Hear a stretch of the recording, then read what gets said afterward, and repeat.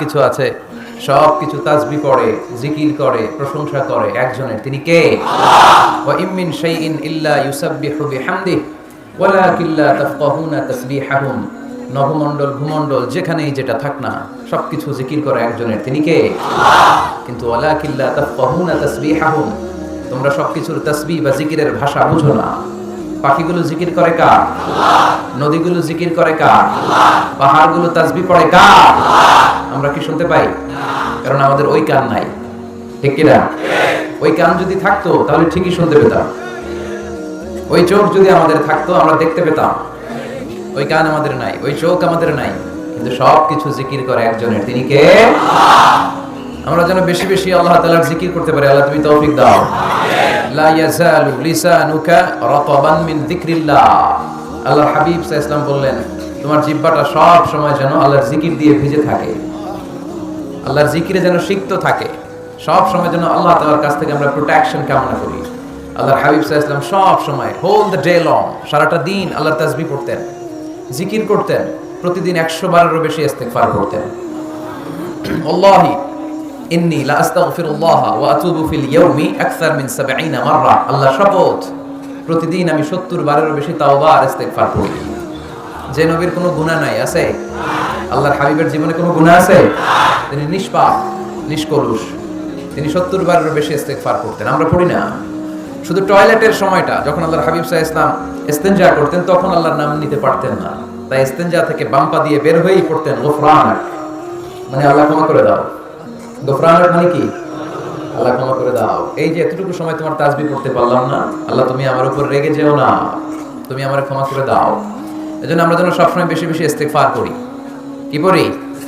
পড়েন আস্তাগফিরুল্লাহ, আবার পড়েন আস্তাগফিরুল্লাহ, সবাই পড়ুন আস্তাগফিরুল্লাহ।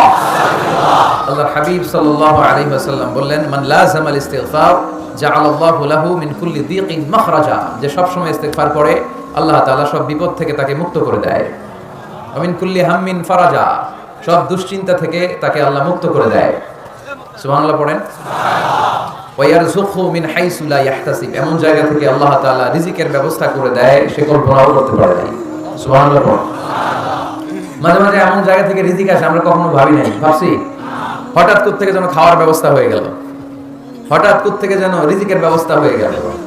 আপনি শুধু খাবার দাবার আর টাকা পয়সাকে রিজিক মনে করবেন না, আল্লাহর দেয়া সব নেয়ামতি রিজিক। এই যে সন্তান পেয়েছেন, এটা কার পক্ষ থেকে রিজিক? আল্লাহ। স্ত্রী পেয়েছেন, দিয়েছে কে? আল্লাহ। সবাই মিলে চাইলে একটা সন্তান বানানো যায়? আল্লাহ কাউরে ছেলে দেয়, কাউরে মেয়ে দেয়, কাউরে ছেলে মেয়ে দুইটাই দেয়, আবার কাউরে ছেলেও দেয় না, মেয়েও দেয় না, এরকম আছে না নাই? নিঃসন্তান বানিয়ে আল্লাহ পরীক্ষা করে। আল্লাহ রাসূল সাল্লাল্লাহু আলাইহি ওয়াসাল্লাম মন জয় করার কিছু বাক্য আমাদেরকে শিখিয়েছেন। How to reach in the people's heart, মানুষের হৃদয়ে কি করে পৌঁছতে হয় তিনি শিখালেন। তুমি বলো বাশশিরু ইয়াসসিরু, ইয়াসসিরু ওয়ালা তুআসসিরু, বাশশিরু ওয়ালা তুনাফফিরু। সহজ করে উপস্থাপন করো, কঠিন করো না। মানুষকে সুসংবাদ দাও, ভয় দেখিও না। আমরা ভয় দেখাই, আছে না নাই? নতুন একজন কালেমা পড়ে মুসলমান হয়েছে, ওরে শোনাইতে আরম্ভ করছে তোমার নামাজ পড়তে হবে, রোজা রাখতে হবে, যাকাত দিতে হবে, তোমার বউরে পর্দা করাইতে হবে, তুমি এটা করতে পারবা না, ওইটা করতে পারবা না, কারণ ইসলামে এইটা নাই ওইটা নাই। নতুন নমুসলিম কয় তাইলে আমিও নাই, তোমাদের ধর্মে আমিও নাই, তো ভয় দেখেন কেন? ও যখন কালিমা পড়ে মুসলমান হয়েছে ওরে বলবেন কিছু বই পড়ো না, এই বইগুলো পড়ো। তারপর আমাদের মসজিদে আইসো মাঝে মাঝে, দেখো কিভাবে কি হয়। ইসলামের কিছু প্রোগ্রামে নিয়ে যান, মসজিদে নিয়ে যান, জুমার নামাজে দেখো কেমনে পড়ে, কি বলে শোনো। তো এইভাবে গ্রাজুয়ালি মানুষের হৃদয়ে পৌঁছতে হয়। আমরা যেন মানুষকে ঐক্যবদ্ধ করতে পারি, আমরা যেন মানুষকে বিচ্ছিন্ন না করি, আমরা যেন দিনকে কঠিনভাবে উপস্থাপন না করি। আল্লাহ তুমি তৌফিক দাও। আরো জোরে পড়বো আমিন। আপনারা সবাই ভালো আছেন তো? আলহামদুলিল্লাহ ভালো আছি। তো আসার সময় দেখলাম যে গড়ি গড়ি বৃষ্টি পড়তেছে। আপনাদের উপরে পড়তেছে নাকি বৃষ্টি? চলে গেছে? মাশাআল্লাহ। ইউসুফের খিল, আমি নাম শুনেছি অনেক, আজকে আসার সুযোগ হলো। সিরাত ময়দান আয়োজন ইউসুফের খিল সিরাত কমিটি, ইসলামাবাদ, পাকিস্তানের রাজধানী, সদর কক্সবাজার। মহিলাদের জন্য সরাসরি সম্প্রচার এবং ফেসবুক লাইভ প্রচার করা হবে। শুনতেছে বোনেরা? আলহামদুলিল্লাহ। আজকে সমাপনী দিবস, তার মানে গত রজনীতেও কথা হয়েছে। আজকে আমার আগে কথা বলেছে হযরত মাওলানা জানাল আবেদিন সাহেব, হযরত মাওলানা আব্দুর রহিম বশরি, হযরত মাওলানা নুরুল আফসার কাদেরী, হযরত মাওলানা হাফেজ আহমদ। যারাই কথা বলেছে নিঃসন্দেহে কোরআন সুন্নাহর আলোকে বলেছে, যা বলেছে আমরা যেন আমল করতে পারি। আমলটা বেশি দরকার, ঠিক কিনা? এত মানুষ আমরা আসলাম, আমরা যদি কিছু নিয়ে যেতে পারি, শিখে যেতে পারি, ওইটাতে লাভ।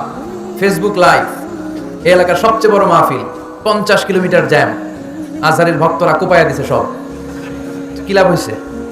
কিছু যদি নিয়ে যেতে না পারেন, এজন্য এখনই শুরুতেই নিয়তটা খালেজ করে নেন যে কয় মিনিট আমরা কথা শুনবো, আমরা যেন শুধুমাত্র কেবলমাত্র একমাত্র আল্লাহ তাআলার সন্তুষ্টির জন্য শুনতে পারি। আল্লাহ তুমি তৌফিক দান করো। আরো জোরে সবাই পড়বো আমিন। যে পরিমাণে তাফসীর মাহফিল হয় এদেশে, ওই পরিমাণে হেদায়েতের ছোঁয়া স্পর্শ দেখা যায় না দেশে। তাফসীর মাহফিল হয়, আবার ক্যাসিনোর ব্যবসা হয়। তাফসীর মাহফিল হয়, আবার পেঁয়াজের দাম বাড়ে। তাফসীর মাহফিল চলে, লবণের গুজব ছড়ায়, হয় না? তার মানে যে পরিমাণে এটার ইম্প্যাক্ট ইন দ্য সোসাইটি, এর প্রতিফলন, এটার প্রভাব সমাজে থাকা দরকার ছিল, ততটা নাই। একেবারে যে নাই তা বলবো না, আছে। মানুষ পরিবর্তন হচ্ছে, দেখা যাচ্ছে। আমাদেরকে বলে, হুজুর আগে গান বাজনা শুনতাম, এখন কোরআন শুনি। আগে নামাজ পড়তাম না, এখন পড়ি। আগে দাড়ি রাখি না, হুজুর এখন দাড়ি রাখছি। এগুলো হচ্ছে পরিবর্তন। কিন্তু যে পরিমাণে তাফসীর মাহফিল হয়, সেই পরিমাণে বাংলাদেশ হওয়া দরকার ছিল একেবারে ওলি আল্লাহদের দেশ, ঠিক কিনা? কিন্তু সবচেয়ে বেশি চোরবাট করে এই দেশ। আপনাদের এই এলাকায় আলহামদুলিল্লাহ নাই, এই এলাকাতেও আছে। তা না হলে যেই পরিমাণ তাফসীর শুরু হয়েছে যে সেপ্টেম্বর থেকে, সবচেয়ে বড় আল্লাহর ওলি হওয়ার কথা ছিল এই মাইকম্যানরা। সেপ্টেম্বর থেকে ওদের ব্যবসা আছে না নাই? কিন্তু দেখা যায় অধিকাংশ মাইকম্যান নামাজই পড়ে না। আপনাদের আজকেরটা ও পড়ে, আজকের মাইকম্যান পড়ে আলহামদুলিল্লাহ, বেশিরভাগ পড়ে না। মিডিয়া আমাদের কি অবস্থা জানি না, কি অবস্থা? নামাজ টামাজ পড়ো তোমরা? হ্যাঁ করো, নামাজ পড়বা, নামাজগুলো পড়ো। শুধু তোমরা আবার কমিটিরও ছাড়বে না এরা। কমিটির যারা আছেন আপনারা নামাজ পড়বেন। শুধু বছরে একটা মাহফিল করে দিলেই দায় সারা সব আদায় হয়ে যায় না, ঠিক কিনা? আমরা সব সময় ইসলামের পক্ষে, আমরা সব সময় কোরআনের পক্ষে, আমরা সব সময় আল্লাহর হাবিবের পক্ষে, ঠিক কিনা?